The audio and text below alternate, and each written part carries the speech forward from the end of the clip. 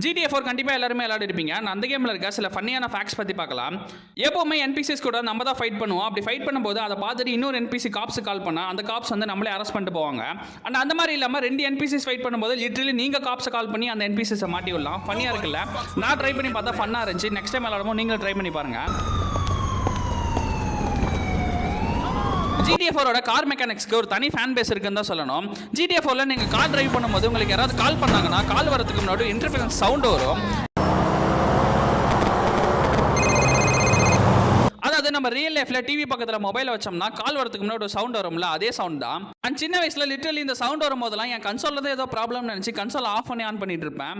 இந்த கேமோட என்பிசிஸை கையாலையும் கண்ணாலையும் அடிச்சிடுச்சு உங்களுக்கு போர் அடிச்சிச்சுன்னா நெக்ஸ்ட் டைம் இந்த மாதிரி ட்ரை பண்ணி பாருங்க. கீழே கிடக்கிற செங்கலை தூக்கி அடிக்கலாம். அண்ட் அது மட்டும் இல்லாம உங்க கையில ஹாட் டாக்ஸ் இருந்துச்சுன்னா அதை வச்சு கூட அடிக்கலாம். என்பிசிஸ் எல்லாம் தெரிச்சு ஓடுவாங்க. நெக்ஸ்ட் டைம் ட்ரை பண்ணி பாருங்க. அண்ட் GTA 4 நீங்க ஒரு கார் டயரை பஞ்சர் பண்ணீங்கன்னா ரியல் லைஃப்ல எப்படி ஏர் ரிலீஸ் ஆகி கார் பஞ்சர் ஆகுமோ அதே மாதிரி பஞ்சர் ஆகுது. நான் ட்ரை பண்ணி பார்த்தேன். அண்ட் இந்த மாதிரி டீடைலிங் இருக்க கேமுக்கு ரொம்ப நாளா ரீமாஸ்டர் வெர்ஷன் கேட்கறோம். அதை மட்டும் ராக்ஸ்டார் கொடுக்கவே மாட்டேன்றாங்க.